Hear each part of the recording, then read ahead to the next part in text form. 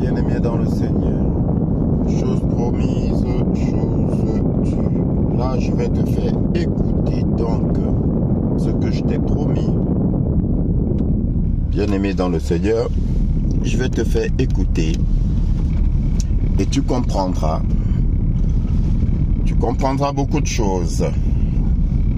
C'est un audio que tu vas écouter. Écoute attentivement et au besoin, réécoute pour bien comprendre. Bien-aimé dans le Seigneur. C'est parti. Pourquoi ceux qui prêchent la rationalité, la transparence, la démocratie dansent-ils la nuit autour de symboles occultes en chantant des textes oubliés du grand public? Pourquoi un président, un milliardaire et un juge suprême devraient-ils se retrouver autour d'un feu sacré? Parce que ce que vous appelez démocratie n'est qu'un décor. Et pendant que vous dormez, bercés par des promesses politiques et des débats télévisés, eux orchestrent la suite du scénario. Ce n'est pas une fiction, c'est une dissonance cognitive brutale pour quiconque ose ouvrir les yeux. Les hommes qui incarnent le jour l'ordre et la raison célèbrent la nuit des rites obscurs, hérité d'un pouvoir plus ancien que les États. Et vous n'êtes pas simple spectateur de ce théâtre, vous en êtes la cible. Chaque loi, chaque crise, chaque distraction est pensée pour que vous restiez à votre place, pendant que réaffirme la leur à l'abri du regard public. Ce que nous allons dévoiler maintenant, c'est l'histoire souterraine de ces cénacles interdits, de leurs symboles, de leur alliance, mais surtout de l'architecture invisible qui tienne encore votre vie entre leurs mains. Ce réseau d'influence ne s'est pas construit par hasard, il s'est enraciné dans des siècles de rituels, de pactes et de transmissions secrètes. Oubliez les livres d'histoire qu'ils ont manipulés. Ils vous ont raconté les rois, nous allons vous révéler ceux qui les manipulaient. Venise en 1204. Ce que l'on appelle le Moyen-Âge n'est pas un âge d'obscurité. C'est l'aube silencieuse d'un empire invisible. À l'ombre des croisades, l'oligarchie vénitienne pose les fondations d'une domination secrète. Des familles aristocratiques, cachées derrière le commerce et la guerre sainte, entament la plus vaste conquête jamais entreprise, celle des trônes, des royaumes et des esprits. On vous a parlé des rois, on vous a fait croire aux empires, mais le vrai pouvoir n'avait pas de couronne. Il siégeait dans le palais des doges, dans les loges discrètes de Gênes et dans les alliances croisées de la noblesse noire. Ces familles, vous ne les avez pas élues, vous ne les avez jamais vues au journal de 20 heures, mais elles ont influencé chaque traité, chaque révolte et chaque révolution. Leur empire s'est bâti non pas sur les armes, mais par le venin du secret. Elles ont acheté les princes, elles ont infiltré les lignes royales, elles ont distribué leurs enfants comme des pièces d'échiquier à travers l'Europe, et quand le peuple osait se soulever, elles répondaient par l'empoisonnement, le complot et l'élimination. Rien n'était sacré, tout pouvait être corrompu. On les accuse d'avoir commandité des assassinats maquillés, déclenché des guerres silencieuses, dressé les peuples les uns contre les autres, et pourtant, elles sont toujours là. On murmure encore leurs noms. Orsini, Aldobrandini, Colonna, Breakspire, Windsor, Welf, Thorn Taxis, des lignées anciennes unies par un fil invisible, le contrôle. Leur patronyme, la noblesse noire. Non pour leur sang, mais pour la noirceur morale qui les entoure et les méthodes qu'on leur prête. Mensonges, satanisme, magie noire, illuminisme, escroquerie, manipulation des masses. Et vous avez grandi dans un monde qu'elles ont modelé. Chaque pièce de monnaie, chaque président, chaque crise, tout cela n'est vraisemblablement que le fruit de leurs mains. Et si vous n'en avez jamais entendu parler, c'est précisément parce qu'elles ont écrit les livres d'histoire en effaçant leurs propres traces. Le 1er mai 1776, alors que le monde croit s'émanciper avec les Lumières, Adam Weishaupt fonde l'ordre des Illuminati. Ce n'est pas un mythe, c'est le point de bascule. À partir de là, ce n'est plus une conquête, c'est une transformation du pouvoir visible vers le pouvoir absolu. Officiellement, c'était un cercle de penseurs éclairés, des hommes épris de raison, de savoir et de réforme, mais officieusement, c'était l'avènement silencieux d'une guerre d'infiltration, de manipulation et d'usurpation. Une guerre qui ne se menait pas avec des fusils, mais avec des idées, avec des loges, avec des serments et avec des symboles. Adam Weishaupt, ancien jésuite brillant mais brisé, avait compris une chose: le pouvoir ne s'obtient plus par l'épée, mais par la croyance. Il infiltra les loges maçonniques, recruta des esprits influents, des hommes de lettres, des banquiers, des stratèges, et en quelques années, les Illuminati étendaient leurs racines dans toute l'Europe. En 1789, le peuple se soulève, mais derrière le drapeau, derrière la Marseillaise, une main invisible attise les braises, et certains murmurent déjà que le feu révolutionnaire a été allumé dans les loges, puis soufflé par les disciples de Weishaupt. On voulait faire croire au peuple qu'il brisait ses chaînes pendant qu'on lui forgeait de nouvelles. Des pamphlets circulent, des suspicions s'élèvent, et après la terreur, les monarchies tremblent. Elles parlent d'un vent nouveau, d'un vent d'Est, un souffle qui n'a rien de populaire, mais tout de démoniaque. Weishaupt est chassé de Bavière en 1785, mais un esprit comme le sien ne meurt pas. Il s'évapore dans d'autres loges, il inspire d'autres meneurs. Giuseppe Mazzini reprend le flambeau, et Albert Pike, figure de proue de la franc-maçonnerie américaine, correspond avec Mazzini. Ensemble, d'après des correspondances dévoilées plus tard, ils Ils auraient nourri le projet de 3 guerres mondiales pour remodeler l'ordre global. 3 guerres mondiales. En 1871, Pike écrivit une lettre prophétique décrivant 3 conflits planétaires nécessaires pour établir un nouvel ordre mondial. La première guerre renverserait les empires européens, la seconde créerait un État sioniste en Palestine, et la troisième opposerait l'Occident et l'Orient dans une confrontation finale. Voilà. Fantasme apocryphe ou plan réel, toujours est-il que la destinée du XXe siècle semble étrangement collée à ce scénario. Quand la première guerre mondiale éclate en 1904,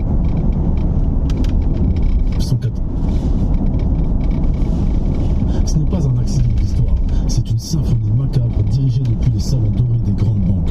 Et pendant que les peuples s'entretuent dans les tranchées, les banquiers trinquent à leur fortune. Des deux côtés, ils financent, des deux côtés, ils profitent. Et dans chaque goutte de sang versé, il y a la signature silencieuse des Rothschild, des Rockefeller et de ceux que vous ne verrez jamais à la une. Ces élites auraient indirectement orchestré le conflit pour redessiner la carte géopolitique en leur faveur. À la conférence de paix de 1919, qui voit naître la Société des Nations, on retrouve dans l'ombre les conseillers financiers des Rothschild et des Rockefeller. Pourtant, la SDN échoue à s'imposer. Les États-Unis refusent d'y adhérer, qu'à cela ne tienne. L'idée d'un gouvernement mondial devra attendre la prochaine guerre. Dans les années 1920 à 1930, la danse macabre continue. Les mêmes réseaux financiers investissent en Union soviétique naissante, via par exemple Jacob Schiff, banquier de New York, qui avait financé l'effort de guerre japonais contre la Russie et soutient maintenant Lénine. D'autres financent les régimes fascistes qui montent en Europe. Hitler, arrivé au pouvoir en Allemagne, bénéficie de soutien industriel et bancaire transnationaux. Des documents déclassifiés montreront plus tard que la banque new-yorkaise Union Banking Corporation, liée à la famille Bush, a servi de canal de financement pour l'effort de réarmement nazi. Prescott Bush, grand-père de George W. Bush et membre de la société Skull & Bones que nous détaillerons plus tard, siégeait au conseil d'administration de cette banque et aurait profité du travail forcé dans les mines polonaises pour enrichir sa société. Officiellement, ces collusions ne seront dévoilées qu'après la guerre, puis étouffées pour ne pas entacher l'élite américaine. Mais les faits sont là. Selon certaines sources, l'élite occulte a financé Adolf Hitler indirectement via la banque Rothschild, pendant que Prescott Bush et d'autres soutenaient le régime nazi en coulisses. La Seconde Guerre mondiale se solde par un nouvel ordre international. L'Organisation des Nations Unies est fondée en 1945. Une réalisation directe là où la SDN avait échoué. Derrière l'ONU, on retrouve les architectes du globalisme. La famille Rockefeller qui fit don du terrain à New York pour le siège de l'ONU, ou encore John McCloy, un banquier international, et d'autres membres du CFR qui ont contribué à la charte onusienne. Le CFR, fondé en 1921, devient le véritable ministère des Affaires étrangères de l'Empire invisible. Banquiers, diplomates, industriels, tous unis contre ton ignorance. Et toi, tu n'as rien su. Tu as grandi avec des manuels qui n'ont jamais mentionné ces noms. Tu as cru que l'histoire se faisait dans les urnes alors qu'elle se joue dans les loges. Mais tu es en train d'ouvrir les yeux et tu sens que cette vie n'est pas une chute du hasard. C'est le prolongement d'un plan. Un plan pensé il y a plus d'un siècle et dont chaque guerre, chaque crise, chaque institution n'est qu'un pion sur un échiquier qui ne t'a jamais appartenu. Encore peu connu du grand public, le CFR façonne dans l'ombre les décisions gouvernementales. Chaque secrétaire d'État américain d'après-guerre ou presque en fut membre, tout comme d'innombrables conseillers à la Maison-Blanche. Ce n'est pas un think tank, c'est un organe de pouvoir. Doit-on vraiment s'étonner que la diplomatie serve si souvent les intérêts de Wall Street, ou faut-il simplement ouvrir les yeux sur la fusion réelle entre finance, politique et contrôle planétaire? Pendant la guerre froide, un nouvel acte du grand jeu. Le monde se scinde en deux blocs, capitaliste et communiste. En surface, tout oppose Washington et Moscou. Mais certaines sources avancent que les deux camps étaient manipulés en sous-main par une élite supranationale jouant la thèse contre l'antithèse pour arriver à sa propre synthèse. Ce n'était pas une guerre, c'était une mise en scène. La fameuse dialectique hégélienne appliquée à la géopolitique. Opposer les peuples pour imposer un nouvel ordre, entretenir la peur pour justifier la surveillance, diviser l'humanité pour mieux la gouverner, pour mieux régner. Des générations entières vivaient sous la menace de l'holocauste nucléaire pendant que les familles tremblaient au moindre discours militaire. Certaines élites financières commerçaient tranquillement avec l'Est comme avec l'Ouest. Deux visages, une seule main. On découvrira plus tard que la Chase Manhattan Bank de David Rockefeller a maintenu une présence en URSS et que des technologies occidentales ont afflué en douce derrière le rideau de fer. Pourquoi? Parce que la guerre froide n'était pas un affrontement, mais un outil, un prétexte pour maintenir l'humanité sous tension, justifier le contrôle social et faire prospérer un complexe militaro-industriel devenu machine de guerre permanente. La peur comme moteur, la division comme stratégie et le chaos comme rente. Dans les années 1950 à 1970, l'international des sociétés secrètes se coordonne. En 1954, le groupe Bilderberg tient sa première réunion aux Pays-Bas sous l'égide du prince Bernhard, ancien officier SS devenu noble respecté. Ce n'est pas une théorie, c'est un fait. Cette conférence annuelle ultra secrète réunit depuis des décennies des dirigeants politiques, des banquiers, des PDG de multinationales et des barons de la presse occidentale.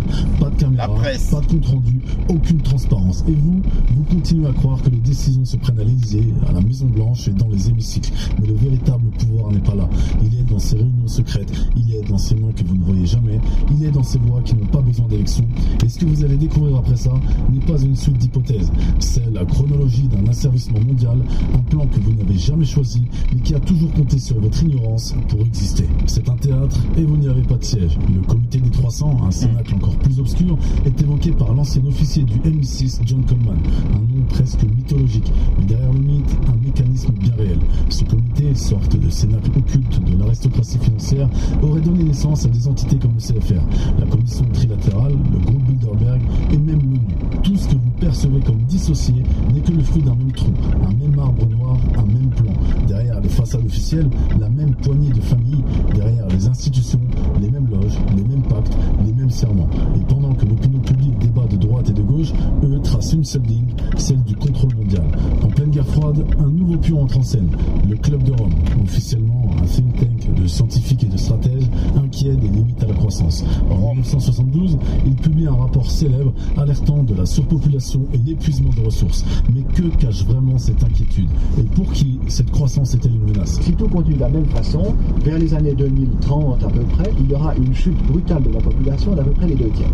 On peut dire aujourd'hui que l'humanité est menacée. Il est extrêmement difficile de donner un délai, si vous voulez. À quel moment est-ce que ça sera la catastrophe? Je crois que là, ça a été étudié par différents groupes, en particulier le fameux groupe de Rome, qui ont travaillé avec le MIT. Et ils ont en particulier fait jouer les données principales suivantes: les investissements en capital, le niveau de vie, ce qui revient à peu près au même, la population, le taux d'accroissement de la population, l'exploitation des ressources naturelles, la pollution et la production d'alimentation.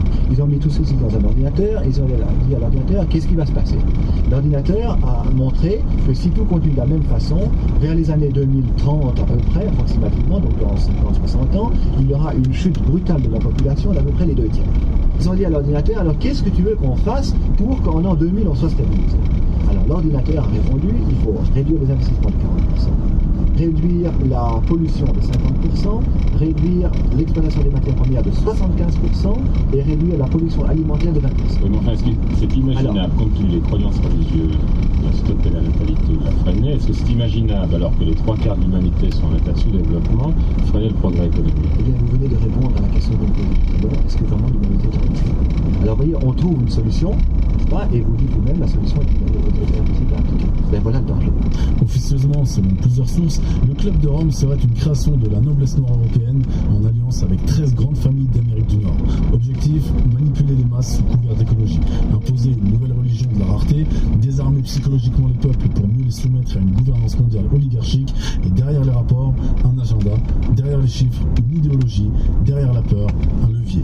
Le Club de Rome ne serait pas isolé, il serait lié au Bilderberg, à la commission trilatérale et aux Illuminati, tous alignés sur un objectif radical, prôner un retour à une société quasi féodale, encourager une dépopulation massive, freiner le progrès industriel, non pas pour sauver la planète, mais pour geler l'ascension des peuples, réduire l'humanité à un quota, transformer la liberté en privilège et faire de la peur le nouvel ordre. Et pendant ce temps-là, vous travaillez, vous payez, vous obéissez, mais vous ne choisissez rien, car chaque sommet, chaque club, chaque comité ne vous représente pas. Il vous encadre, il vous limite, il vous redessine, et si vous commencez seulement à vous poser des questions, sachez une chose, ils comptaient sur votre silence. En effet, leur document évoquerait l'élimination de 2,5 milliards d'êtres humains en trop. Oui, 2 milliards et demi. Pas par accident, par décision. Un retour à l'âge de pierre. Pas pour sauver la planète, mais pour que l'élite conserve ses privilèges sans être bousculée, sans être menacée, sans partage. Ces idées glaciales n'ont jamais été assumées publiquement. Elles se glissent dans les rapports, dans les scénarios, dans les recommandations et étrangement, elles recoupent ce que l'on observe depuis les années 70. Promotion du contrôle des naissances dans les pays pauvres, narration apocalyptique permanente justifiant un contrôle centralisé, l'année familiale contre la croissance démographique, culpabilisation des peuples et absolution silencieuse des élites. Et très rapidement, une nouvelle pièce entre en scène. David Rockefeller, héritier de la dynastie pétrolière, et Brzezinski, stratège glacial aux visions planétaires, fonde la commission trilatérale. Sur le papier, une coopération entre les grandes puissances, Amérique du Nord, Europe, Japon, un noble objectif, emballé dans les mots, mais dans les coulisses, la trilatérale devient un directoire de l'ombre, une salle de commandement totalement officieuse, un contournement des souverainetés nationales, les peuples votent et eux décident. Et comme par hasard, la liste des membres de la trilatérale se confond avec l'annuaire du pouvoir mondial. Jimmy Carter, George Bush Senior, Bill Clinton, des premiers ministres européens, des gouverneurs de banques centrales, tous passés par la trilatérale ou le CFR. Coïncidence ou système verrouillé? Regardons de plus près l'année 2004. Une élection présidentielle américaine, le peuple pense choisir entre deux visions du monde, George Bush, le républicain conservateur, et John Kerry, le démocrate progressiste. Deux camps, deux discours, deux costumes, mais un détail trouble les observateurs lucides. Bush et Kerry sont tous deux membres de la même société secrète élitiste, l'ordre de Skull and Bones. So sick we can't talk. What does that mean for America? Skull and Bones. Number 322.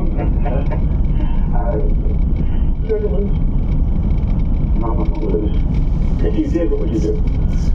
Well, I don't plan on losing. I've got a vision for what I want to do for the country. See, I know exactly where I want to lead. You both were members of Skull and Bones, a secret society at Yale. What does that tell us? Not much, because it's a secret. Is there a secret handshake? Is there a secret code? I wish there were something secret I could manifest. 322, secret number? There are all kinds of secrets. Then, but one thing is not a secret. I disagree with this president's direction that is taking the country. We can do a better job, and I intend to do it. And we'll be watching. Be safe on the campaign trail. John Kerry, thanks for joining us. And we'll be right back. L'université Yale, la tombe de New Haven, un lieu sinistre où les membres passent des rituels d'initiation gothique, confessant leurs secrets les plus intimes devant un crâne humain. Le Guardian le rapporte, les autres se taisent. Peu importe le gagnant, ce sera un Bondsman, leader du monde libre. Une simple pièce d'un cercle fermé, placée des deux côtés de l'échiquier. Et vous, citoyens, pensez encore avoir le choix. Vous croyez départager des adversaires, alors que l'un et l'autre servent la même table. La coïncidence n'en est pas une, c'est la mécanique même du pouvoir moderne. Offrir l'illusion du choix pour préserver l'essentiel, leurs mains sur le jeu. Et pendant que vous commentez les débats, que vous défendez des partis, vous ignorez le rite, vous ignorez la loge, vous ignorez le crâne, mais ce que vous vivez était déjà décidé dans une pièce obscure, bien avant que le premier bulletin de vote ne soit imprimé. Du côté du groupe Bilderberg, encore lui, Margaret Thatcher elle-même admettra que son refus d'obéir à ce club lui coûtera son poste. Elle n'a pas chuté, on l'a fait tomber. Et aux États-Unis, toujours le même nom. CFR, Trilatéral, Skull and Bones, des réseaux jamais élus, jamais mentionnés dans les débats, mais qui forment les présidents, écrivent les politiques et tirent les ficelles. Et vous vivez dans leurs conséquences. Votre salaire, votre retraite, votre logement, votre sécurité, chaque élément de votre quotidien est affecté par des décisions prises dans des cercles dont vous ne connaissez même pas l'existence. Ce n'est pas une lubie paranoïaque, c'est une structure, une pyramide. Tout en haut, un noyau dur de familles multimillionnaires et aristocrates unis par des alliances anciennes, souvent secrètes, toujours intouchables. Autour d'elle, une nébuleuse de sociétés secrètes qui assure la transmission du pouvoir et le formatage idéologique. En dessous, les think tanks, les clubs d'élite qui dirigent les feuilles de route des décennies à venir. Et enfin, la vitrine. Vos gouvernements, vos institutions internationales, vos médias, vos banques, ce que vous appelez réalité politique n'est qu'un théâtre. Un théâtre où vous payez le billet, vous jouez les figurants et vous croyez participer au scénario pendant que ceux qui tiennent la plume ne vous ont jamais adressé une ligne. Regardons maintenant de plus près ces sociétés secrètes et cénacles d'influence que l'on retrouve dans chaque strate du pouvoir. Parce que leurs noms, vous les avez déjà peut-être entendus, mais ce qu'ils font réellement, ce qu'ils planifient dans l'ombre, vous ne l'avez jamais su et pourtant, vous en vivez déjà les conséquences. Comment ne pas commencer par la franc-maçonnerie? La franc-maçonnerie est présentée comme une des plus vieilles organisations encore existantes, remontant à 2000 ans avant Jésus-Christ et impliquée dans la construction du temple de Salomon. Son but affiché sera la transformation intérieure de l'homme. Certaines branches auraient travaillé secrètement pour la justice et les droits de l'homme, notamment après la persécution des Templiers en 1307. La déclaration d'indépendance américaine aurait été rédigée et signée presque exclusivement par des francs-maçons, et George Washington en était un. Certaines sources affirment que la franc-maçonnerie de bas étage sert de couverture aux Illuminati Serge de Sion sans que les membres en soient conscients. Les grades inférieurs de la franc-maçonnerie ne sont pas au courant de ce qui se passe au sommet. De nombreux frères de loge occuperaient des positions clés dans divers domaines. L'ONU est présentée comme la plus grande loge maçonnique du monde, créée par la franc-maçonnerie elle-même. Comment exercent-ils leur pouvoir? Par l'occupation de positions importantes et par le secret qui permet de mener des opérations sans opposition légale. Les grades supérieurs prendraient les décisions, inconnues des inférieurs. Certaines branches, comme le 33e degré du rite écossais, sont considérées comme une force dangereuse, capable de bouleversements globaux. Leur influence s'étend de la politique aux organisations internationales, leur stratégie mise sur des opérations secrètes, sur des infiltrations par d'autres groupes comme les Illuminati et l'utilisation du réseau pour l'avancement des membres. Le but secret de ceux qui sont au sommet serait de servir l'agenda des Illuminati et du NWO. Certaines branches auraient historiquement travaillé pour la justice et les droits de l'homme et certaines branches sont issues des Templiers eux-mêmes après 1307. La deuxième des sociétés les plus connues est les sages de Sion qui se considèrent comme l'élite messianique du judaïsme. Selon les sources, ils utiliseraient la franc-maçonnerie comme couverture et l'Anti-Defamation League, l'ADL, comme instrument pour discréditer les critiques des Rothschild en les qualifiant d'attaque contre les juifs. Le protocole des sages de Sion, dont nous parlerons plus tard, est mentionné comme leur plan. Un plan dont la mise en application est à son paroxysme de nos jours. Comment exercent-ils leur pouvoir? En utilisant d'autres organisations comme couverture.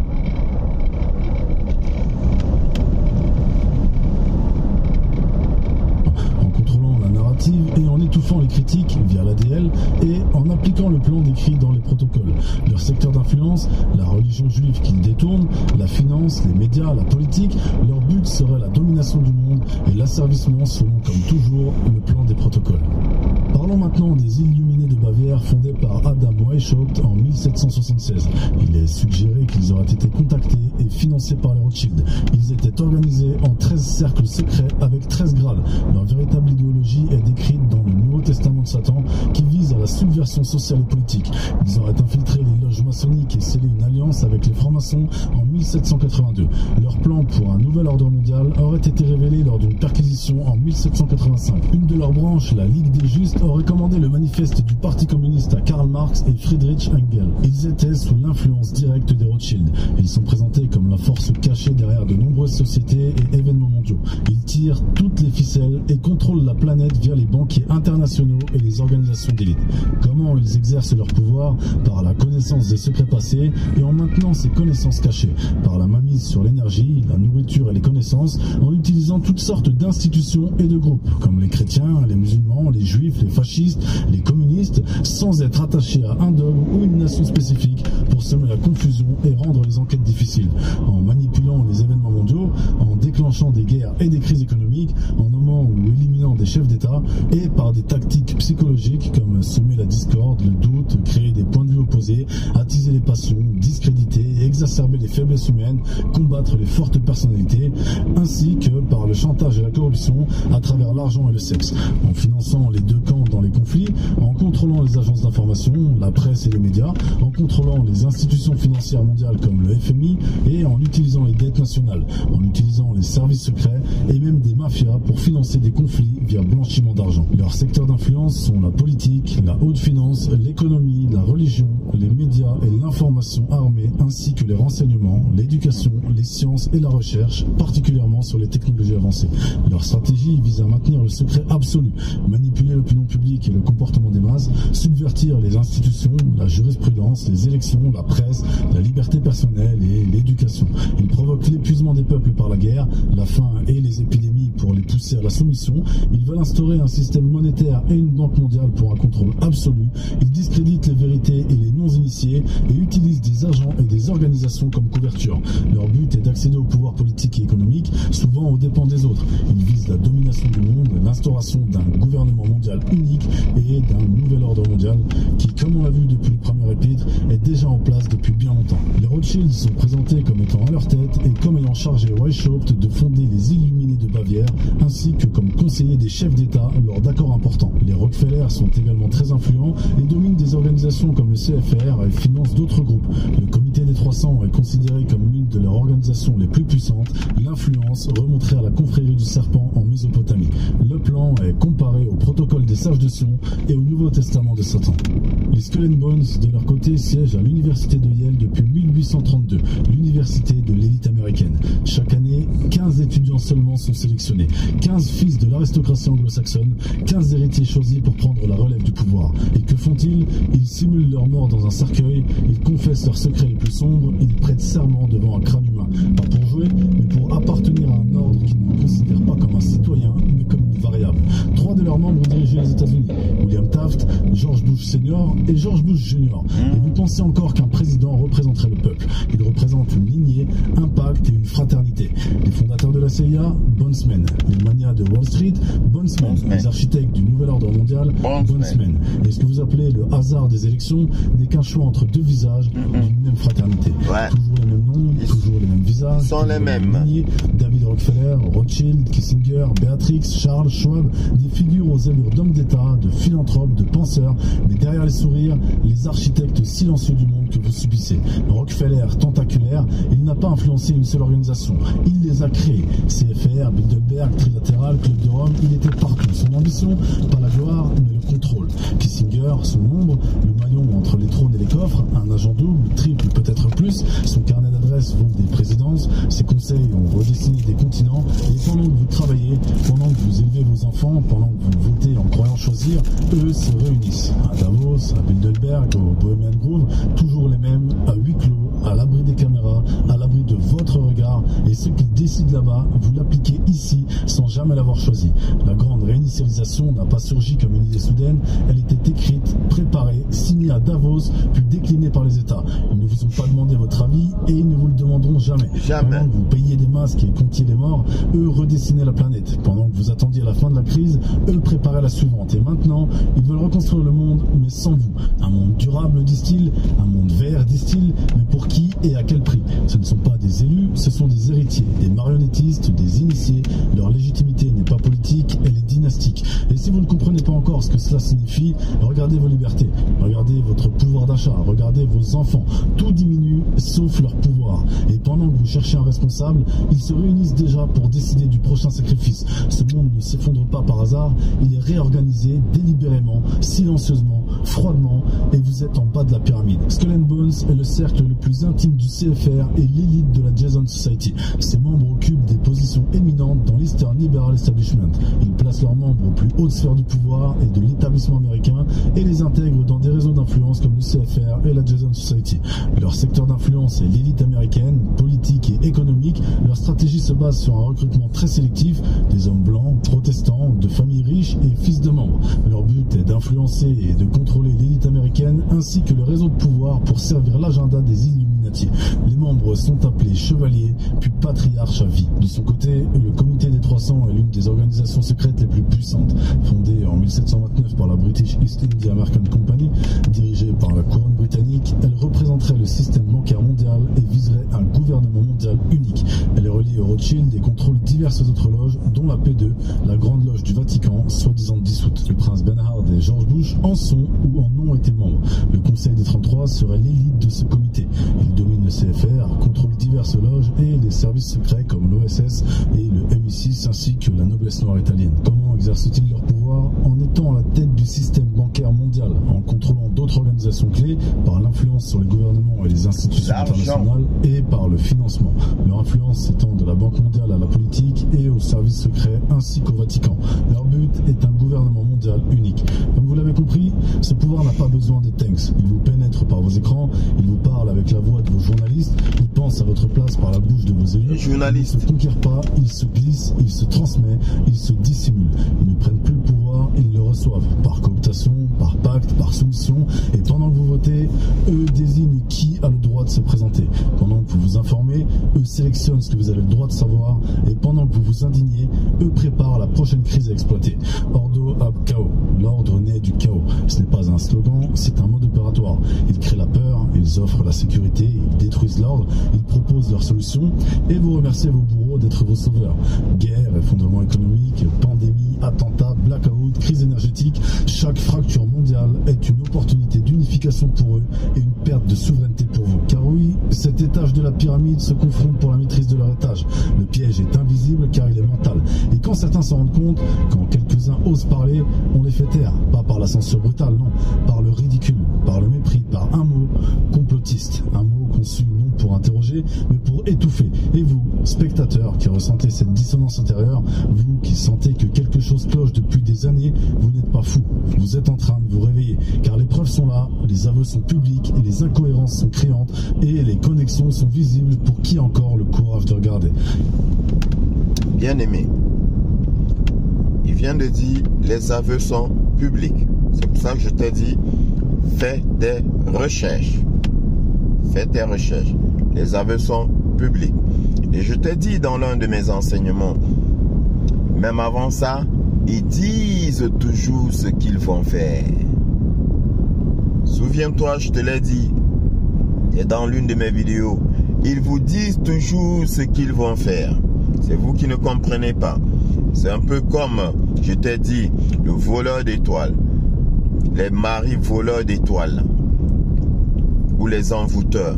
Ils vous disent toujours ce qu'ils vont faire ou ce qu'ils ont fait. Ils le disent d'une certaine façon, mais ils le disent. C'est vous qui ne comprenez pas. On continue. Il est temps d'ouvrir les dossiers, temps d'examiner les noms, les plans, les documents, les aveux, l'examen des faits et les indices concrets qui confirment ou non cette grille de lecture du monde. Preuves, incohérences et sombre alliance, ouvrons le dossier des preuves et éléments troublants. Car s'il ne s'agissait que de fantasmes, le récit s'effondrerait faute de base tangible. Or, de nombreux documents, citations et événements avérés viennent appuyer l'existence de ces sociétés secrètes et de leurs plans. Examinons-en quelques-unes méthodiquement, en confrontant la version officielle à l'envers du décor. Prenons l'exemple retentissant de David Rockefeller, patriarche de l'une des dynasties visées. Dans ses mémoires publiées en 2002, Rockefeller répond aux accusations de conspiration mondiale le concernant. Il écrit ceci: « Certains croient même que nous, la famille Rockefeller, faisons partie d'une cabale secrète œuvrant contre les intérêts des États-Unis, nous caractérisant comme des internationalistes, conspirant avec d'autres à travers le monde pour construire une structure politique et économique mondiale plus intégrée, un seul monde si vous voulez. Et si tel est le cas, je plaide coupable et j'en suis fier. » Incroyable aveu, non? Noir sur... Si tel est le cas, je plaide coupable. Je plaide coupable. Donc il avoue qu'ils sont à la recherche d'un ordre mondial. Noir sur blanc, l'homme confirme être fier de travailler à la mise en place d'un seul monde gouverné par une élite globale. Il le formule comme une défense ironique contre les extrémistes idéologiques, mais le mal est fait. Il admet l'existence d'une cabale mondiale et son rôle actif en son sein. Ce témoignage de première main est un sésame pour comprendre ce qui est dénoncé comme théorie du complot par certains et pour d'autres un projet bien réel et assumé. Dans les sources que nous explorons, un plan présenté comme une conspiration satanique élaborée par des figures Illuminati telles que Adam Weishaupt, Karl Marx, les financiers Warburg, Rothschild et Jacob Schiff vise à la conquête du pouvoir mondial. Selon ces sources, les protocoles ne seraient en somme que la mise à jour écrite du plan de l'ordre des Illuminati découvert au XVIIIe siècle.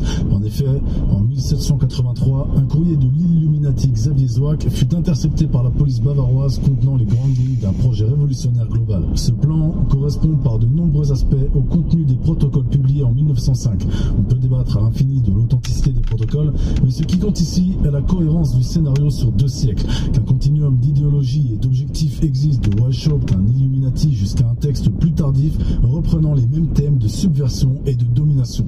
Les sources insistent, le caractère satanique du complot est souligné, marquant qu'on impute ce plan à une secte luciférienne infiltrée dans toutes les strates de la société, utilisant diverses étiquettes comme par avant. Le plan aux 1000 visages, l'enfer sur terre, le protocole des sages de Sion, le projet, le plan à long terme, la conspiration, quel que soit le nom par lequel il peut être appelé, est une seule et même trame mise sur un pied par un petit groupe d'hommes immensément riches, extrêmement rusés, astucieux, possédant une extrême influence et utilisant l'or, les mensonges, les supercheries pour renverser et pervertir la race humaine. Les Illuminati utilisent la promesse de la richesse, de la luxure, des plaisirs charnels pour séduire et pour attirer les hommes loin du Créateur dans le but de les subjuguer au pouvoir de Satan. Ici, les sages de Sion se réfèrent aux Illuminati. Quant au protocole, ce terme se réfère au registre, aux archives originales de la conspiration par laquelle les Illuminati ont l'intention d'utiliser les internationalistes de tout genre, de toute catégorie, afin de réaliser leurs ambitions secrètes de former une dictature mondiale. On pourrait résumer à environ une dizaine de points différents qui composent les Illuminati et leur plan, et comme vous allez le voir, le plan est génialissime et terriblement cohérent avec notre quotidien. Et voici les points principaux. Le contrôle des nations sera assuré par la création de gigantesques pôles privés qui seront les dépositaires d'immenses richesses dont dépendront les peuples. C'est ainsi que le jour qui suivra l'effondrement politique verra leur anéantissement en même temps que celui du crédit accordé aux États. Des crises économiques porteront atteinte aux États ennemis en leur leur soustrayant l'argent mis en circulation, en accumulant de grands capitaux privés qui sont ainsi soustraits à l'État, ce dernier va être obligé de s'adresser à nous pour emprunter ces mêmes capitaux. Ces emprunts consentis avec des intérêts seront une charge pour les États qui en deviendront les esclaves sans volonté propre. Ils s'adresseront à nos banquiers pour leur demander l'aumône au lieu d'exiger des impôts du peuple. Des emprunts étrangers sont comme des sangsues. Il n'y a aucune possibilité de les éloigner du corps d'État car elles ne peuvent que se détacher d'elles-mêmes ou être rejetées par l'État. Cependant, les États ne les rejetteront pas. Ils s'en attireront sans cesse d'autres, ce qui les conduira à une faillite inexorable. Les dettes de l'État rendront les hommes d'État corruptibles, ce qui les mettra encore plus à notre merci. Nous procéderons de la façon suivante avec la presse. Son rôle est d'exciter et d'enflammer les passions chez le peuple et le public est tellement loin de pouvoir imaginer qu'il est le premier bénéficiaire de la presse. Parmi tous les journaux, il y en aura. Les dettes des États rendront les hommes d'État corruptibles. Vous comprenez pourquoi les pays sont terriblement endettés et que malgré tout, on leur donne, on leur prête de l'argent, le FMI leur prête de l'argent. Vous comprenez pourquoi? Parce que les dettes des États rendent les chefs d'État corruptibles. On continue. Il y en aura aussi qui nous attaqueront, mais nous sommes les fondateurs de ces journaux. Leurs attaques porteront exclusivement sur des points que nous leur avons précisés auparavant. Aucune nouvelle ne sera publiée sans avoir notre accord, ce qui est déjà le cas, car toutes les nouvelles du monde sont regroupées dans seulement quelques agences. Ces agences sont sous notre contrôle, elles ne publient que ce que nous avons approuvé. Nos journaux seront de toutes les tendances, aristocratiques, socialistes, républicaines, voire même anarchistes. Ces idiots qui croiront que le texte d'un journal reflète leur propre opinion n'auront fait en réalité que répéter notre opinion ou celle que nous souhaitons voir exprimée. Fin de citation. Remarquez la situation actuelle. Presque toutes les agences d'information du monde sont déjà contrôlées par la Commission trilatérale et par le CFR, toutes deux étroitement reliées. Continuons le protocole. En 3, l'extension du pouvoir. Nous serons pour le public l'ami de tous. Nous les soutiendrons tous, les anarchistes, les communistes, les fascistes et particulièrement les ouvriers. Nous gagnerons leur confiance et ils deviendront ainsi pour nous un instrument très approprié. En 4, le contrôle de la foi. Nous ôterons aux hommes leur vraie foi, nous modifierons ou supprimerons les principes des lois spirituelles. L'absence de ces lois affaiblira la foi des hommes puisque les religions ne seront plus capables de donner quelconque explication. Nous comblerons ces lois spirituelles en introduisant une pensée matérialiste et des supputations mathématiques. En 5, le moyen d'amener la confusion dans les esprits. Pour avoir la main mise sur l'opinion publique, il nous faut les amener à un certain niveau de confusion. La presse sera un bon outil pour offrir aux hommes tant d'opinions différentes qu'ils en prendront toute vue globale et s'égareront dans le labyrinthe des informations. Ainsi, ils en viendront à la conclusion que le mieux est de ne pas avoir d'opinion. En 6, l'aspect au luxe. Pour accélérer la ruine de leur industrie, nous susciterons chez eux une... Bien aimé, tu as compris. Ils ont supprimé les lois spirituelles pour vous rendre vulnérable, accessible. Ils ont supprimé les lois spirituelles. C'est pourquoi vous n'êtes plus des êtres spirituels. Tu comprends pourquoi j'insiste dans mes enseignements. Je te dis, n'oublie pas, tu es esprit dans un corps et non un corps avec un esprit. Le corps, c'est ton véhicule. Tu es ce qui est dans le corps. L'esprit qui est dans le corps, c'est toi. Le corps, ce n'est pas toi, c'est ton véhicule. Ils ont supprimé les lois spirituelles. Et là, ils vous désorientent. Ils vous désorientent. Mais eux, ils maîtrisent la spiritualité. Donc, ils ont l'avantage sur vous. Voilà. Une soif du luxe. Le commun des mortels n'en aura cependant pas la jouissance car nous ferons en sorte que les prix soient toujours en hausse. Ainsi, les travailleurs devront autant travailler qu'auparavant pour satisfaire leurs désirs. Ils seront piégés dans le système avant d'avoir pu l'identifier. En 7, la politique... Le travailleur va autant travailler qu'avant. C'est fait exprès. Il y en a aujourd'hui qui accumulent 2-3 boulots pour s'en sortir ou bien pour avoir un certain niveau de vie aisé. C'est fait exprès. Politique utilisée comme instrument. En distillant un souffle de libéralisme dans les organismes d'État, nous modifierons tout leur aspect politique. Une Constitution n'est rien d'autre qu'une grande école de discorde, de malentendus, de querelles, en un mot, une école de tout ce qui sert à fausser les rouages de l'État. À l'époque des républiques, nous remplacerons les dirigeants par une caricature de gouvernement avec un président élu par nos marionnettes, nos esclaves que sont le peuple. Les élections seront pour nous un moyen d'accéder au trône du monde tout en faisant croire aux modestes citoyens qu'il contribue à façonner l'État par sa participation à des réunions et par son adhésion à des associations. Dans le même temps, nous réduirons à néant l'impact de la famille et de son pouvoir éducatif. Nous empêcherons ainsi l'émergence de personnalités indépendantes. Il suffit de laisser un peuple se gouverner lui-même un certain temps par la démocratie pour qu'il se transforme en une populace où règne le chaos. La puissance de la populace est une force aveugle, absurde, irraisonnée, ballottée sans cesse de droite ou de gauche, mais un aveugle ne peut en conduire un autre sans tomber dans le précipice. Seul celui qui, dès sa naissance, est éduqué pour devenir un souverain indépendant a la compréhension de la politique. Notre succès en traitant avec les hommes dont nous avons besoin sera facilité par notre façon de toucher toujours le côté le plus sensible de la nature humaine, c'est-à-dire la cupidité, la passion et la soif insatiable de biens humains. Il vous touche par votre cupidité et la soif insatiable des biens matériels. Voilà comment vous êtes piégés. Voilà, bien-aimés dans le Seigneur, les biens matériels, la soif insatiable de l'argent, car l'amour de l'argent est une racine de tous les maux, et d'aucuns en étant épris se sont eux-mêmes jetés dans bien de tourments. Voilà comment ils vous piègent. Biens humains et matériels. En 8, le contrôle de la nourriture. Notre puissance réside aussi dans la pénurie permanente de nourriture. Le droit du capital, en affamant les travailleurs, permet sur eux une mainmise plus sûre que ne pouvait le faire la noblesse avec son roi. Nous agirons sur les masses par le manque, l'envie et la haine qui en résultent. Mais tout propriétaire rural peut être un danger pour nous puisqu'il peut vivre en autarcie.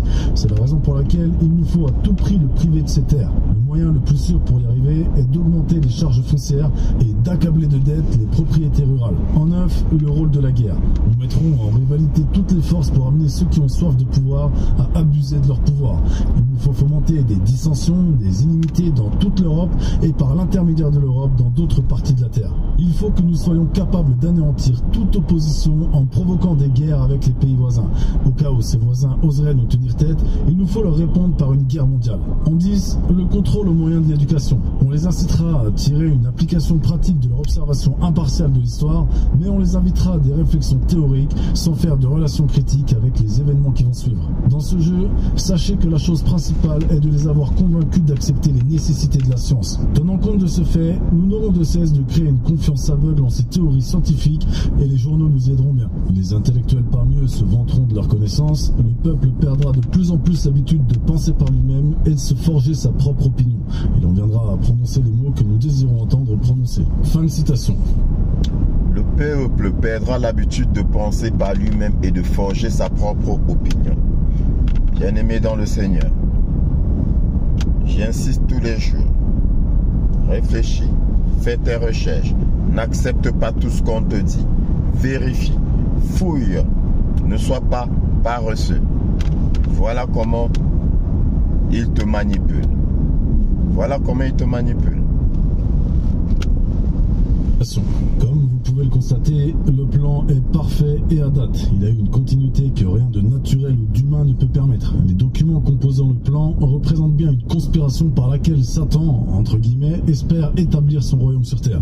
S'il réussit, les chrétiens, les juifs, les musulmans, les hommes noirs et blancs, les ariens, les sémites, les communistes et les nazis, les socialistes et les capitalistes devront tous tomber à genoux et adorer sa majesté satanique. Évidemment, tout cela est imagé, mais toujours est-il que les hommes auront enfin la paix et la sécurité du berceau à la tombe. Mais est-ce qu'ils l'apprécieront et en profiteront pleinement? Les directeurs de la conspiration, contrairement aux apparences, n'ont aucun favori en ce qui concerne les races ou les nationalités. Le ou les auteurs du plan sacrifieront aussi bien les juifs que les chrétiens, les musulmans ou les non-croyants de la même manière. Ces mêmes directeurs reconnaissent que depuis 1773, ils se sont servis du darwinisme, du communisme et du sionisme pour poursuivre leur secrète et égoïste ambition. D'ailleurs, ils se vantent qu'ils agiront en coulisses et qu'ils se serviront d'agentures entraînées depuis leur naissance afin d'agir en tant qu'aviseurs et spécialistes pour exécuter leurs ordres. Enfin, depuis quelques 200 ans, l'histoire prouve que celui ou ceux qui ont fait le plan ont réussi dans le fait de diviser la race humaine en camps opposés tout en poursuivant secrètement leur action. Le plan étant détaillé, regardons maintenant du côté de la Commission européenne de nos jours. Son architecture doit beaucoup aux travaux du groupe Bilderberg. Par exemple, c'est lors d'une réunion Bilderberg dans les années 50 que l'idée d'une union monétaire européenne a été discutée, aboutissant plus tard à l'euro. Oui, dans les années 50. Des personnalités comme Étienne d'Avignon, ancien commissaire européen, ont admis que Bilderberg a servi de pépinière pour de hauts responsables de l'UE et permis l'harmonisation de politiques économiques en coulisses. En 1991, lors d'un meeting Bilderberg à Baden-Baden, il est rapporté que David Rockefeller lui-même a remercié les grands médias pour avoir gardé le silence pendant 40 ans sur les plans de l'élite. Je cite, « Nous sommes reconnaissants au Washington Post, au New York Times, au Time Magazine et aux autres grandes publications dont les directeurs ont assisté à nos réunions et respecté leurs promesses de discrétion pendant presque 40 ans. » Je t'ai dit, les journaux, les presses sont manipulés. Ils sont manipulés. Ils te disent ce qu'ils veulent que tu saches. Et ils cachent l'essentiel. Aussi simple que ça. Je t'ai dit, l'envoûtement du peuple passe par les journalistes. Les journalistes sont utilisés pour envoûter, pour égarer le peuple. Les religions sont utilisées pour envoûter, pour égarer le peuple. Les religions sont utilisées pour vous éloigner de la spiritualité. Bien-aimés dans le Seigneur. Jusqu'à aujourd'hui, beaucoup pensent que le christianisme est une religion. Non. Le christianisme, ce n'est pas une religion. Être chrétien, ce n'est pas être un religieux. C'est le catholicisme qui est une religion. D'accord? Et Christ nous enseigne la spiritualité. Mais sauf que vos faux pasteurs ne vous enseignent pas ça. Pourquoi? Parce que vos faux pasteurs sont des leurs. Je vous le dis tout le temps. Faux pasteurs sont des leurs.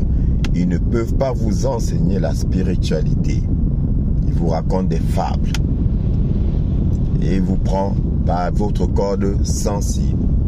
La soif effrénée de l'argent. Des biens matériels. Donc ils vous parlent de prospérité. Et non d'élévation spirituelle. Or, le Seigneur Jésus-Christ te parle d'élévation spirituelle et te fait comprendre que l'élévation spirituelle est la clé. C'est l'élévation spirituelle qui te permet d'accéder aux richesses. Mais eux, ils te disent, cherche l'argent, la prospérité, et tu laisses l'élévation spirituelle. C'est pourquoi tout ce que tu fais est construit sur du sable. Il n'y a pas de fondation. Tout s'écroule à un moment donné. Voilà. 40 ans. Il aurait été impossible pour nous de développer notre plan pour le monde si nous avions été sous les feux de la publicité durant toutes ces années. Mais aujourd'hui, le monde est plus sophistiqué et prêt à marcher vers un gouvernement mondial. La souveraineté supranationale d'une élite intellectuelle et de banquiers mondiaux est sûrement préférable à l'autodétermination nationale pratiquée dans les siècles passés. N'est-ce pas là la quintessence même du complot? Une conspiration littérale, pas une théorie. Quant aux liens entre sociétés secrètes, ils sont parfois rendus visibles par des listes de membres communes. Nous avons appris via des fuites et des enquêtes que plusieurs membres de la commission trilatérale sont aussi Bilderbergers et vice-versa, ainsi que des dirigeants du CFR se retrouvent aux réunions du Bohemian Grove. Sans parler du fait que le Vatican aurait été infiltré par les Illuminati depuis plusieurs siècles. Ceci étant dit, reste un point très important à détailler qui sont les apparentes contradictions flagrantes et les incohérences révélatrices. Sachez que toute conspiration, aussi secrète soit-elle, laisse échapper des failles logiques dans le récit officiel, ce que l'on peut appeler les coutures visibles du mensonge. Par exemple, lorsque George W. Bush lance la guerre d'Irak en 2003 en arguant de la présence d'armes de destruction massive, il mobilise l'opinion par la peur. Plus tard, aucune arme ne sera trouvée retrouvé et l'argument s'effondre. Pourquoi alors la guerre a-t-elle eu lieu? Officiellement pour la démocratie, mais en réalité les contrats pétroliers irakiens profitent à des multinationales liées au pouvoir et les bases militaires américaines s'installent durablement au Moyen-Orient. Le but initial, qui n'est autre qu'un changement de régime, s'aligne parfaitement avec le plan des 7 pays en 5 ans. La contradiction entre le motif invoqué et l'objectif réel est une signature de la manipulation. En 2011, la Libye de Kadhafi est bombardée par l'OTAN sous prétexte humanitaire. On parlait de massacre imminent à Benghazi. Il n'a jamais eu lieu, mais le pays a été plongé dans le chaos. Kadhafi projetait de lancer un dinar or panafricain et de vendre le pétrole entre autres choses que des dollars. Cela inquiétait évidemment l'establishment financier global. Sa destitution a non seulement éliminé un dissident de l'ordre monétaire, mais a ouvert la voie à l'extension du chaos terroriste au Sahel, justifiant ainsi de nouvelles interventions. L'effet domino sert toujours l'agenda de contrôle. Plus de bases, plus de justifications pour la survie. Il crée la peur et vous offre la sécurité. C'est ce qu'il a dit au départ. Il crée la peur et vous offre la sécurité. Pour la surveillance. La guerre par erreur se révèle être une guerre par dessein. Dans la démocratie occidentale, on clame la primauté du vote populaire. Mais regardez comment les traités européens ont été imposés. En 2005, les Français et Néerlandais rejettent le traité constitutionnel européen par référendum. Qu'à cela ne tienne, on le repackage en traité de Lisbonne et on le fait ratifier par les parlements en 2007 contre la volonté exprimée du peuple. Contradiction absolue entre le discours, l'UE respecte la démocratie, et la pratique. Évidemment, on passe outre la démocratie si elle contrarie le plan. Cette incohérence n'est pas l'erreur d'un soir, c'est la méthode de l'oligarchie révélée au grand jour. Jean-Claude Juncker, ex-président de la Commission, l'avoue cyniquement. Il ne peut y avoir de choix démocratique contre les traités européens. En clair, l'agenda prime sur la volonté des peuples. Propos dignes d'une loge à visage découvert. Concernant le Covid-19, sans entrer dans la polémique sanitaire, on a vu des anomalies troublantes. Simulation de pandémie menée quelques mois avant l'apparition réelle du virus par des fondations élitaires comme le Forum de Davos et la Fondation Gates, avec des scénarios de confinement et de... Donc, le Forum de Davos a fait une simulation pandémique par rapport au Covid-19 bien avant l'apparition du Covid-19. Il fabrique les maladies, il crée les pandémies et vous offre la sécurité. Il crée des pandémies. Il crée des lois autour des pandémies. Aussi simple que ça. Aussi simple que ça. Et de contrôle numérique de la population, qui se sont concrétisés peu après, presque à l'identique. Hasard ou planification, le résultat est qu'en 2 ans, on a franchi des pas de géant vers la société de surveillance. Passeport sanitaire, traçage, restriction de déplacement et la transformation économique. Dizaines de milliers de PME détruits au profit des géants du e-commerce et de la tech, ce qui correspond exactement aux objectifs du grand reset promu par Davos. Encore une fois, le récit officiel, sauver des vies, a masqué un programme inavoué, restructurer la société. Chacun de ces exemples pris isolément pourrait faire l'objet de discussions infinies, mais mis bout à bout, il dessine un motif récurrent, comme un puzzle dont les pièces s'assemblent pour révéler une image sombre, celle d'un pouvoir occulte, coordonné, multipolaire, qui utilise le mensonge et le chaos pour arriver à ses fins. On voit aussi que les contradictions sont devenues de plus en plus visibles, signe peut-être que les conspirateurs agissent désormais à visage moins couvert, pressés par le temps ou convaincus que le public, abruti d'informations contradictoires, ne réagira pas. Pour renforcer la crédibilité de ce sombre tableau, revenons à la source originelle, la noblesse noire, et rappelons quelques faits saillants cités dans quelques documents secrets. La noblesse noire contrôle d'énormes richesses et actifs stratégiques. Par exemple, les guelfes britanniques, une branche de la noblesse noire à Londres, contrôlent les marchés mondiaux de matières premières et d'or via la maison de Windsor, qui peut faire fluctuer à volonté le prix de l'or, du cuivre, du zinc ou de l'étain. Cette information étonnante signifierait que les crises ou prospérités minières peuvent être déclenchées par simple décision d'un comité occulte, ruinant ou enrichissant des nations entières.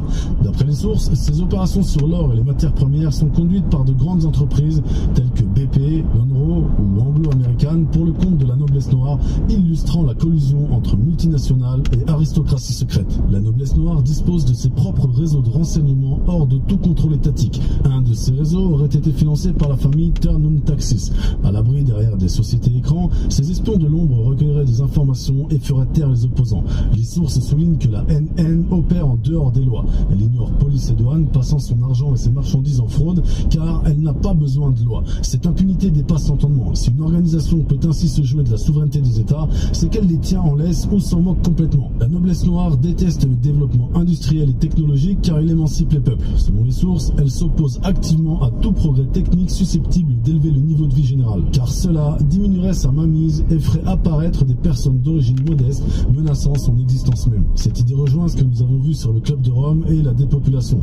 Concrètement, cela se traduirait par un sabotage discret des projets d'industrialisation dans les pays du Sud, un contrôle des brevets qui pourrait bouleverser l'ordre établi et un agenda climatique possiblement instrumentalisé pour freiner la croissance des nations et les maintenir dépendantes. Nous pourrions continuer encore pendant longtemps cette énumération de preuves et incohérences, mais l'essentiel ressort nettement. L'alliance de familles oligarchiques, de sociétés secrètes et de groupes de réflexion influence fortement et souvent volontairement en mal l'évolution du monde. Ce pouvoir use de la duplicité en affichant l'humanisme tout en pratiquant le machiavélisme, du secret à travers des réunions à huis clos, des serments et des censures, de l'intimidation puisque ceux qui parlent sont ridiculisés ou brisés, et de l'occultisme à travers des rituels de groupe renforçant la cohésion interne par le sacrilège partagé. Au-delà de la démonstration factuelle, ce constat nous confronte à nous-mêmes, parce qu'en soulevant le voile sur ces vérités interdites, notre conscience est perturbée et mise à l'épreuve. Il est difficile d'admettre qu'une telle trahison des idéaux démocratiques et humanistes soit possible à si grande échelle. C'est plus rassurant de se dire que le monde est chaotique, mais honnêtement chaotique, plutôt qu'infiniment mis en scène par une élite cynique. Pourtant, refuser de voir les fils qui pendent ne les fera pas disparaître. Comme le disait l'écrivain et vétéran de guerre Smedley Butler dans les années 30, la guerre est un racket, un business criminel où peu s'engraisse et beaucoup tombe. Butler révéla même qu'en 1933, un complot d'industriels américains, appelé le Business Plot, avait tenté de le recruter pour renverser le président Roosevelt. Preuve qu'aucune démocratie n'est à l'abri d'un coup d'État oligarchique. Il témoigna devant le Congrès, le complot fut étouffé et oublié de l'histoire officielle, mais il avait bien existé. Les preuves sont là, éparses mais cohérentes. Et face à elles, la version officielle des événements mondiaux apparaît criblée de contradictions. Tout se passe comme si on vivait dans une sorte de théâtre d'ombre où l'attention du public est constamment détournée vers des ennemis de façade, pendant que dans les coulisses se jouent les vrais actes de la pièce. Le tableau dressé est sombre et peut-être effrayant, mais une question se pose. Que faire de ce savoir? Maintenant que les masques sont tombés, pour qui a bien voulu regarder, peut-on encore vivre comme avant, les yeux fermés?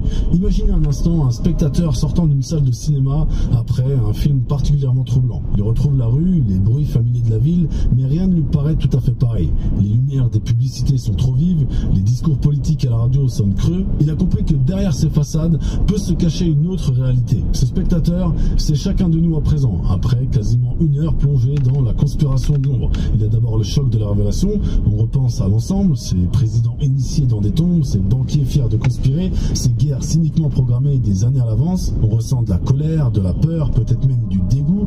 Comment ont-ils pu nous cacher tout ça à ce point? À qui se fier désormais? Ce vertige moral est compréhensible. C'est la dissonance cognitive maximale, toute une vision du monde à réévaluer. Mais le malaise qui nous étreint est aussi salutaire. C'est le signe que nous ne sommes pas anesthésiés. Nous ressentons l'injustice de la situation, l'horreur de la manipulation, la douleur pour les victimes silencieuses de ces complots, les peuples sacrifiés dans les guerres, les enfants broyés dans l'ombre, les nations volées de leur souveraineté. Cette souffrance témoigne que nous avons encore une conscience vivante. Mais prenez garde, car viendra ensuite la tentation du déni. Ce que nous avons exposé ici est si vaste, si tentaculaire, qu'on pourrait être tenté de tout rejeter en bloc. C'est trop, c'est impossible, ce serait trop énorme pour être vrai. Oui, c'est énorme, mais l'histoire réelle n'est souvent plus que la fiction. Ne tombons pas dans le piège confortable de l'ignorance volontaire. Ceux qui tirent profit de notre asservissement espèrent précisément que nous jugions leur complot incroyable et que par peur du ridicule ou du désespoir, nous détournions le regard. Nous ne leur offrons pas le luxe de notre incrédulité complaisante. Rappelons-nous que dans d'autres époques, des crimes inimaginables furent commis parce que les gens refusaient de croire ce qui se tramait sous leurs yeux. Effectivement, nombre d'Européens ne voulurent pas croire la montée des fascismes jusqu'à ce qu'il soit trop tard. Apprenons de ces erreurs. Ce n'est pas parce qu'un fait dérange notre vision du monde qu'il est faux. Parfois, c'est précisément les faits les plus dérangeants qui sont vrais, parce que personne n'oserait les inventer de peur de passer pour un fou. Alors que faire? La question du passage à l'élection est inévitable, surtout pour un public d'initiés et de militants comme vous. Parce qu'évidemment, après toutes ces recherches, nous ne sommes pas contentés uniquement de faire ce reportage. Effectivement, comme beaucoup d'entre vous le savez déjà, nous avons, face au plan, élaboré une autre voie possible. Non pas pour le... Voilà. Bien-aimé dans le Seigneur. Voilà ce que je voulais te faire écouter, ce que je voulais partager avec toi. Nous vivons dans un monde manipulé. Je te l'ai dit. Aucun peuple n'élit son représentant. Ils sont manipulés. Les choix sont manipulés. Et quand vous vous révoltez, bien-aimés dans le Seigneur, qu'est-ce qu'ils font? Ils remplacent le bonnet blanc par le blanc bonnet. Ça veut dire quoi? Ça veut dire que ils changent de personne. Mais ce que vous ne savez pas, c'est que la nouvelle personne est le frère de l'ancienne personne. Ils ont beaucoup d'enfants. Ils ont énormément d'enfants. Ils ont éparpillé leurs enfants un peu partout dans le monde. Ils ont changé leur nom, leur identité. Et ils gouvernent à travers ces enfants-là. Et là, ils n'ont pas des enfants. Ils usent de la corruption. Ils corrompent tout le monde. Ils corrompent vos dirigeants. Ils corrompent vos dirigeants. De temps en temps, ils lâchent un peu de lest. Mais sans plus. On te donne une illusion de souveraineté. Et tu n'es pas souverain. Ils ont changé les livres d'histoire. Ils ont changé les livres d'histoire. Et ça, tu ne le sais pas. Bien-aimé dans le Seigneur. Ils ont supprimé les lois spirituelles. Ça, tu ne le sais pas. Ils ont supprimé des livres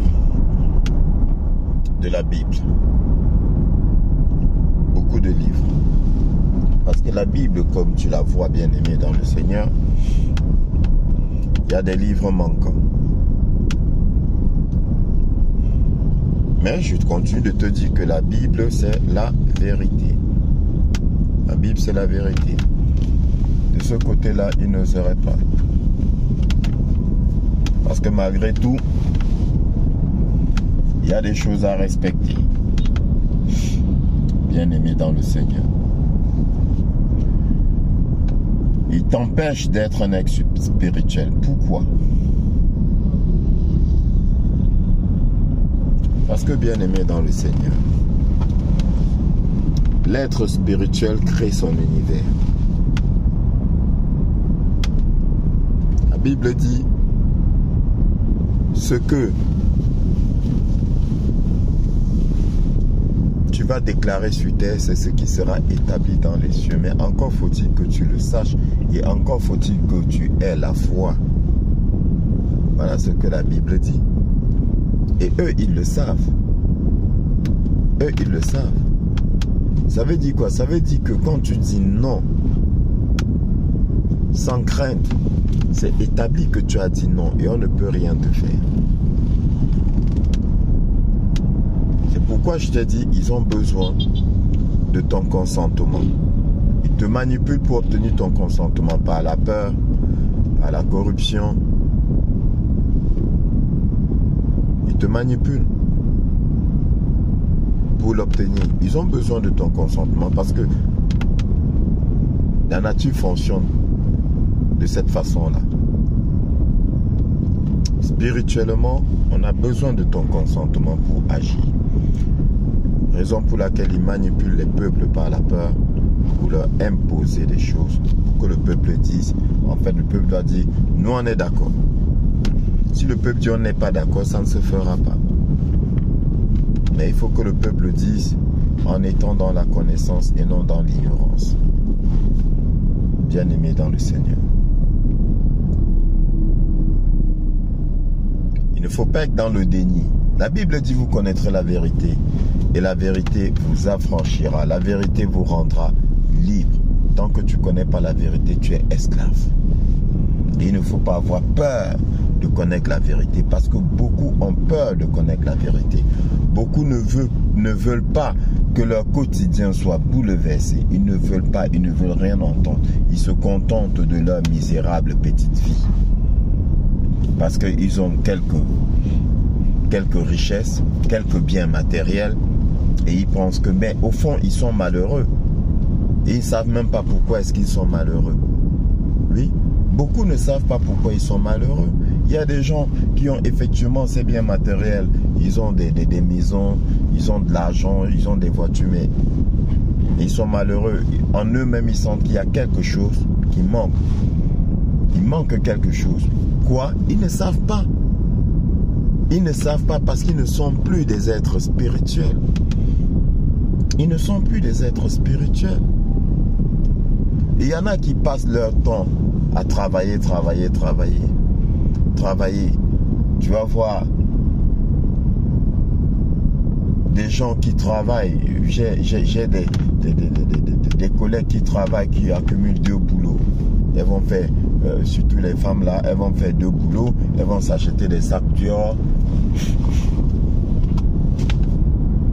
des grands parfums et tout.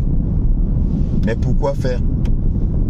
Peut-être pour sortir une fois tous les 2 mois, aller dans une soirée, se pavaner, montrer et après venir remettre à la maison et acheter. Mais elles sont tous les jours en train de travailler. Et elles ne se rendent même pas compte qu'elles ne profitent pas, qu'elles ne jouissent pas du fruit de leur travail. Quand tu vas dans la Bible, que dit le Seigneur? C'est le roi Salomon, sous inspiration divine. Qu'est-ce qu'il dit, le roi Salomon? C'est un don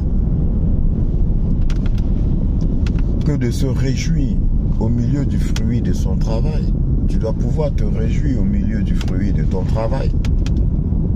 Mais non, les gens sont là, ils travaillent. Tu as des gens à la retraite, tu les vois à 70 ans, ils sont toujours en train de travailler. Et quand tu les vois manger, mangent misérablement. D'autres vont prendre le repas des résidents, parce que je suis en maison de retraite. D'autres vont quémander un pain, mais il accumule 2 boulots. Mais il n'est pas capable de s'offrir. Il n'est pas capable de s'offrir un plat à 2,50 €. Pourtant, il accumule 2 boulots qui lui permettent de gagner des milliers d'euros tous les mois. Le compte est blindé. On a construit en Afrique et tout. Et après, au final, rien. Ils ne sont pas heureux. Le roi Salomon dit, il vaut mieux une bouchée, une poignée remplie de travail. Pardon, il vaut mieux une poignée remplie de repos, une poignée pleine de repos, que 2 poignées de travail et de poursuite du vent. Oui, poursuite du vent. Voilà comment ils nous ont manipulés. Nous courons tous les jours. Tous les jours, nous ne savons même pas derrière quoi nous courons. Argent. Il faut construire, il faut ceci, il faut cela. Argent. Mais nous avons perdu notre côté spirituel. Voilà comment ils nous ont manipulés. Parce que bien aimé dans le Seigneur, l'homme spirituel, c'est cet homme-là qui est capable de se soigner dès lors qu'il est malade. Ouvrez la Bible.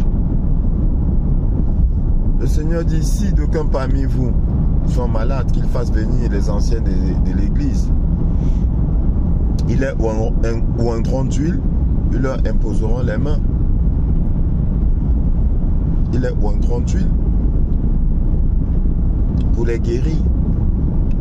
Voilà ce qui est écrit. Mais bien aimé, si tu analyses, à quel moment on te dit, si quelqu'un est malade, qu'on l'amène à l'hôpital, c'est écrit où? C'est écrit où? Nulle part. Parce que le Seigneur nous a donné des dons de guérison. Le corps se régénère. Le corps se régénère. C'est dans la Bible. Nos cellules peuvent se régénérer. Et on peut faire une transmission d'énergie pour guérir l'autre qui est faible. Oui, pour soigner l'autre. Mais ils ont caché, ils t'ont manipulé pour que tu n'en sois pas conscient.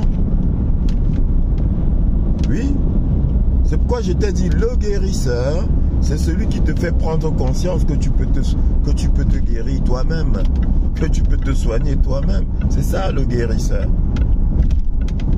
C'est celui qui t'amène à rechercher la guérison en toi.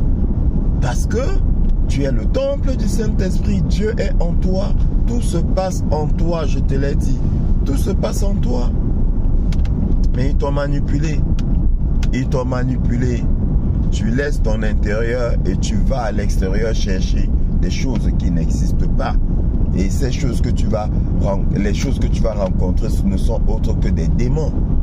Des démons. C'est pour ça qu'il y a des fils de démons, soi-disant pasteurs, qui vont te dire, par exemple, que le Saint-Esprit est une personne, que tu peux le sentir près de toi. Quand tu es assis, tu peux sentir le Saint-Esprit près de toi. N'importe quoi. Et vous croyez, parce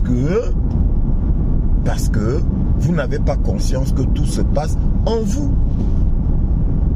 Tout se passe en vous. Oui, bien-aimé. Et pour terminer, bien-aimé dans le Seigneur, vous avez beaucoup de gens, on appelle influenceurs, ils sont des leurs. Hein. Ils sont avec eux. Et ils sont là pour vous manipuler. Oui, ils sont là pour vous manipuler avec des grands professeurs qui vous disent allez dans la rue, allez.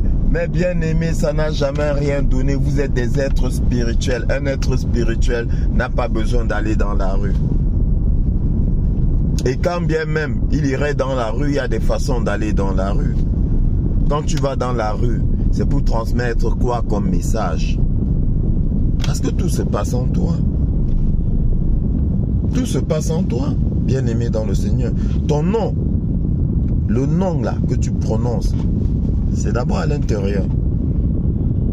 Ce n'est pas aller dans la rue sans conviction, ce n'est pas aller dans la rue marcher comme ça sans conviction, sans, comment je vais dire, sans transmettre de messages spirituels. Non, tout est spirituel. Nous n'avons pas à lutter contre la chair et le sang. C'est Dieu qui parle. Veux-tu contester Dieu? Veux-tu contester Dieu? Eux, ils sont qui pour te dire le contraire? Ils vont te dire que, ouais, mais on te raconte n'importe quoi. Bon, si on te raconte n'importe quoi, sache donc que c'est la Bible qui te raconte n'importe quoi. Et si tu es d'accord que la Bible te raconte n'importe quoi, bien aimé, brûle ta Bible. Brûle ta Bible, ça ne sert à rien. Parce que, comment peux-tu utiliser un ouvrage qui te raconte n'importe quoi? Donc tu es convaincu que ça te raconte n'importe quoi. Mais alors pourquoi tu pries avec cet ouvrage? Pourquoi tu te bases sur cet ouvrage-là? La Bible est claire. Le combat, il est spirituel. Parce que si le combat n'était pas spirituel, mais pourquoi est-ce que tu as suivi dans l'audio, pourquoi est-ce qu'ils font des sacrifices? Pourquoi est-ce qu'ils font des sacrifices à Satan? Pourquoi est-ce qu'ils louent un culte à Satan? Si le combat n'était pas spirituel, eux ils sont spirituels, mais toi tu n'es pas spirituel. Voilà ce qu'ils ont fait. Ils ont supprimé les lois spirituelles, de telle sorte que toi maintenant, tu marches par la vue. Tu es charnel. Eux ils sont spirituels. Et c'est pour cela qu'ils ont un avantage sur toi. Et le but aujourd'hui c'est que tu te réveilles. Donc tu as plein d'influenceurs, ils sont avec eux. Hein. Ils savent. Hein. Quand tu les vois gueuler fort là, pourquoi ils gueulent fort? Ils sont avec eux. Ils ont juste des limites. Ils ne vont pas te dire la vérité parce que ils ont fait, comment on dit, un feu de, comment on dit là, c'est de silence. Oui. Oui. Voilà. Bien sûr, il y en a qui sont rentrés là-dedans par erreur. Donc du coup, ils essaient de les combattre, mais avec des limites. Sinon, il va de leur vie. Bien aimé dans le Seigneur. Réveille-toi. Réveille-toi. Bien aimé. Réveille-toi. Excuse-moi. Réveille-toi, bien aimé dans le Seigneur. Et arrête de suivre un homme. Suis une idée qui est la tienne. Ça veut dire quoi? Ça veut dire que la personne que tu dois suivre, la personne que tu suis, doit être une personne qui reflète ta pensée, ta volonté. Donc du coup, ce n'est pas la personne elle-même que tu suis. C'est l'idéologie que tu suis, bien-aimé dans le Seigneur. Parce que nul n'est ton sauveur, si ce n'est Dieu lui-même. Quand tu suis une personne, c'est comme si tu considérais la personne comme étant ton sauveur. Par conséquent, tu es en train de mettre la personne au-dessus de Dieu, ou encore tu es en train de remplacer Dieu par la personne. Qui va te sauver si ce n'est Dieu? À savoir toi-même, parce que Dieu est en toi. C'est toi qui dois te sauver. C'est pas quelqu'un qui va te sauver. Voilà. C'est l'idéologie que tu dois suivre et non la personne. Bien-aimé dans le Seigneur. C'est pourquoi, bien-aimé dans le Seigneur, une personne n'a pas de nationalité. Une personne spirituelle n'a pas de nationalité. Une personne spirituelle n'est pas d'une tribu, d'une ethnie, non. Non, bien-aimé dans le Seigneur. On ne suit pas les personnes, on suit les idées. Et dès lors que tu suis les idées, le racisme disparaît, le tribalisme disparaît. Bien-aimé dans le Seigneur. Et c'est ce qu'on t'a pensé, c'est spirituel. C'est pourquoi je dis, le débat à savoir Jésus était noir ou Jésus est blanc, c'est un faux débat. La vérité n'a pas de couleur de peau. La vérité n'a pas de couleur. Donc c'est la même chose, les idées n'ont pas de couleur. Les idées n'ont pas de nationalité. Voilà comment ils t'ont manipulé. Et aujourd'hui tu es rempli de haine. Tu es rempli d'aigreur. Oui. Tu es rempli de jalousie. Tu es rempli d'envie, de convoitise. Les 7 péchés capitaux t'habitent. Parce qu'ils t'ont manipulé. Tu n'es plus un homme spirituel. Tu ne sais même pas ce que c'est que la spiritualité. Tu ne sais même pas qui tu es. Voilà, bien-aimé dans le Seigneur. Fais tes recherches. Mais je dis, Dieu est Dieu. Dieu gagne. Le temps de Dieu pour toi est arrivé. Le temps de Dieu pour nous est arrivé. Le juste possédera le pays, dit l'Éternel. Le juste possédera le pays. Et le moment est arrivé. N'aie pas peur, mais sois un homme spirituel. N'oublie pas. Dieu t'a créé esprit, Dieu t'a créé à son image. Oh, Dieu est esprit. Donc tu es esprit, c'est écrit. C'est écrit.